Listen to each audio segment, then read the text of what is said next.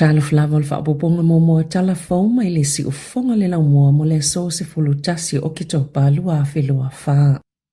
E la taile 5 miliona tāla ua whaaluina e o mai le taimi nei e whaatupe i tatongi o tangata ua vaea ma o se foi numera pito malunga talu mai le tausanga i luafe se fulu. E whaapena fo ia somai pe ona ta ua i se pepo whaamatalanga le whaalaputuputonga o tangata whaingaluenga le malo le pisa a. O le whaatonunga le malo i le tausanga taluai e whaititia i tupe whaalu ma whaititia tangata whaingaluenga. Sa whaamalo lo ma vae le whaita wafi o tangata whaingaluenga wenga le malo peitai ini whaamamonga sa whaalauilo ina le asoana nafi mo le tausanga e o mai a yuni ele o mawai le taua whai atoa umalava o tupe na whaalu i tangata na vaea pe whaamalo lo na whaalia i whaamamonga e to avalu se lau ono 15 tangata whaingaluenga na alue le whaavalu te sima le 8 miliona tāla i o lato tutongi ina ua vaea i matangaluenga le embi anga whesotai foi numero whaamamawina New Zealand maisi matanga luenga le malo.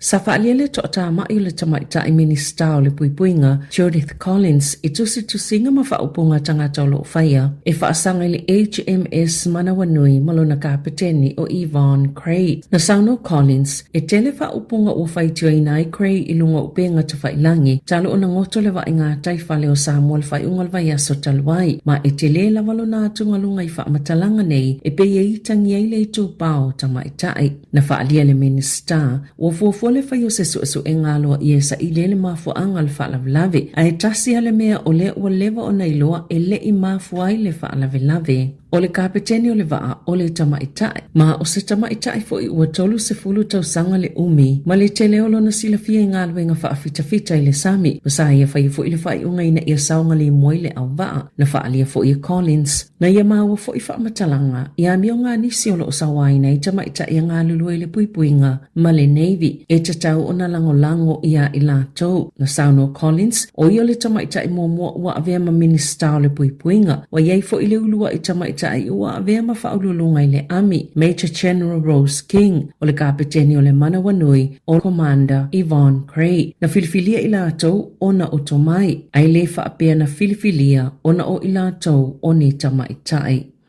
E se lau walus fulfitu tangata na whaamawina sa fia le talevivini le masina taluai na whaalia le soifua maloloina New Zealand e te le lava le avanoa i pepesi al whaama e totono le atunu o una ina itina maitanga ma i se pito sile o na lamatia ngō fiene ia fianga ina ia whaia nei loto i puipui na whaalia le whaatonu sile o le puipui ngō le soifua maloloina New Zealand. Dr. Susan Jack o lo no mata alia New Zealand i le ono pepesi o le talevivini sa whaamawina fu i le to'ofitu 5 na afia le whaama i le masina o Aukuso peitai ua whaau popoi na pea o lo maulunga fu i le numero tangata ua afia le talevivini i au setalia maisi vaenga o le lalangi na sauno Dr. Jack e pito sili o na iele popolenga mo pepe fau whaato a whana nao mo ua fauto ina malo seiti na maitanga maisi tangata e whaingo fie o na apo ia e whaamai ina ia whainei loa tui pui pui. E lata ile tolu tausanga o whaasala ina ile whale pui pui se whautua mō pepa malanga ai le ise laisene o lolo na tu ina ato whautua ngai tangata mai whafo o fia whaio lato pepa malanga e au fia i mali taimi a o whaia ni muli angai whaasanga ia te ia ma o silia mali se fulu tausanga o ia whaia lea ngā luenga e pe ona lipoti ai le TV tasi sa whaia Romney lavea lea ngā yoinga o le whainga o pepa malanga o ni tangata Sāmoa ma whaawau pea e uina lapata ina le ofisa whamalanga inga ia yulai lua afis fultasi. Masaya whaia pea lea ngā luenga ai ua yeini mo lea ngai whaasanga ia te ia me lua whilua lua pia na whaalia na mtanga luenga o pisenisi whaafutunga o mai mai fau mga luenga pole embi i se pepa o whaamatalanga ua tu ina atu i au whaasala lau na whaasala ina mo fo ili whalipuipui mo tau sanga e lua ona on solitu la fono i mata upu lava tau i pepa malanga sa whaamaonieni ona mo lea ngai ono i se taimi o le amatanga o tau sanga nei ona olona whaio fautoanga mo pepa malanga ai le sona laisene manisio mulianga e whailo na tauli maina o tau po o tupe o lana ngā luenga po o se tauwi e to o fitu tangata na whaia lātou muli maulo na whaamasnonga ma o i lātou ia nā whaina i whautoanga Romney e lua tau sanga masi na eiva wanofo sala i le whalipuipui mo o whaatonuina foi e tutongi se tupe a whiono se lau tāla ini tangata se tolu sāpanga tia mai ana ngā yoinga. Ua mangalo ma ua tatala I tole tau le ana whaoina leo tile tu sitala le New Zealand o Philip Cottrell. Ewi ua ta ua, e te le lava le avanoe ono toe whaiaini soli tu la fono, malona le toe awai fisosoani, e toe fuata ina ilo na olanga, e se fulu lua tau sanga mamasina e se fulu, na whaasala ina I niko waipuka le fale pui pui, ele fasio te tangata pa ivalea ili lua fisful tolu, ma o le vai asonei na mangalo ai ma le fale pui pui, o te sema lua fisful tasi, a oanga I atu le li I whaasala laua le li teo New Zealand ilo na ainga, pe tu sale o le afa le lima le vaveao ina ua mai ala na sifi, no so whainai o iei le awala I Polcott, ma sa maliu le whale mai le asona so ai. Talo mai le taimina toitu la iei waipuka I lumal komita le palola ia te sema, sa ia whaatino ina ini si amionga le Tala Fou e au fiei le fufuso ma se isi pango ta, na maua foi I tutono lo na sela, se paipai ula il tapa ai le whaatangaina, I se pepa o whamatalanga le pulesilio le Radio New Zealand, Paul Thompson, sa ia ta wai o loo langona pele mawhatio lau whaingalwenga le litio, I le maliu fasio le li I whaasalalau. A mai se Lloyd Scott sa ngā lulu e Cottrell I le tae au a o le I maliu. O le atapunia le au nanga David le tele o le tufutufa I tau mawhai au kilani I saute, ona o ni whaafita uli ua le mawhai lava ona fo ia, o lana saunoanga le leitio New Zealand, e le o tai ona au tupe o lo o mawatu, malisi iti o tulanga mana umia o le au nanga o lo o iai pitai, wa ia whai lava lea whai unga e ui le whai ngata, na sauno le tele, sa malo si lava le lango mai kampani manisi o fo wai, pitai, e au ona tapuni le au nanga o lo whaasoa tua I tau mafa, po o le ngau atua loa o le pisinisi, sa mawhai ona o atu le fitu se lau a inga sa tufa I tau mawhapitai, o le masina o mati na whaapa uai I le lua se lau, peto samale tasil miliona tālai whaangalue inai le au nanga I le tau sanga.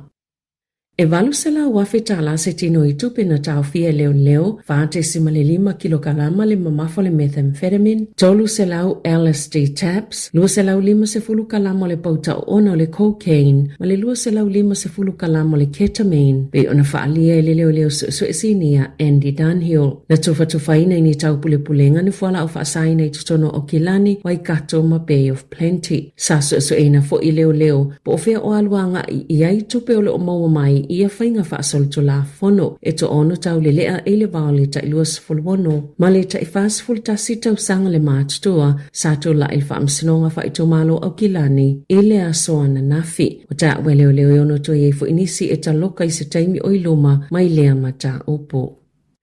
Na taunu ule whao Milton e lata I siesta ki I sauti o Tampa Bay I Florida. Ma na wha amao niele tu samale se fulu iwa o asio sio na wha leanga I nai fale I nisio I tu malo o le se tete o le United States. Aina toi vai lea whao taunu o atu li tala whata I sasae o Florida. Wali putie to wha ua mali li wai peitai ele iyo o le malo se I se tūlanga sa wha apopole I na ile stete e ui e tele lava ni vaenga na wha leanga ina. E silia male tolu miliona la wha ingo fale o ai ma pisi nisi Florida na motu si ele tise le tae au le aso tofi. E yei nisi safa atalitali moni na yaso e toi o laila lato ele tise le na motu si ele a whao Helene na afiele a vaenga le United States o Amerika I le lua va yaso taluai.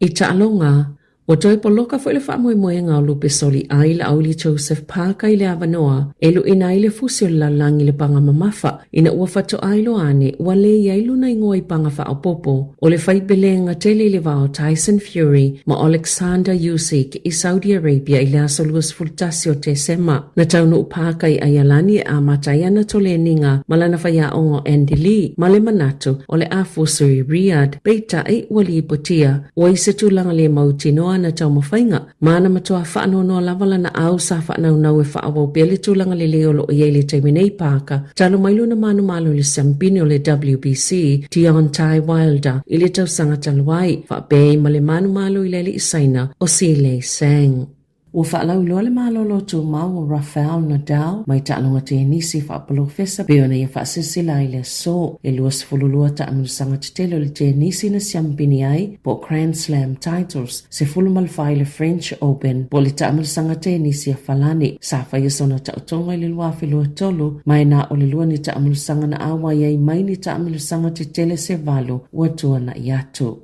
Ua moli le tula fono e whaatonu ma le awa le repol sa mele pone le ua le to ye savano i tutonu le lakapi supa le yuni lakapia au se talia i le tolu se fulu miliona ta la. O le masino Januari na tofi e se pule ngai whawhato le kalapo e ilo ina le tulanga tau tupe ma filifili ni wha inga tala fia ngai fofoi le wha le tonu tupe le kalapo e le ngata e wha asawi na i le kalapo i le toi wha atulanganga wana ai Tala Fou ma tutongi tupe i e onofu ai Tala Fou ai e silia malilua se fulu miliona tala ai Tala Fou le repols ai na tapu ni le wha inga le taamilisanga ya yuni ina ote ina le yuni la lato fuafua ngai wha asawi le kalapo pe ona fola si atu i ai e wha atonu o le repols. Tala Fou ia malisi ufonga le lau mua, mo le nei vahenga o le tae ao.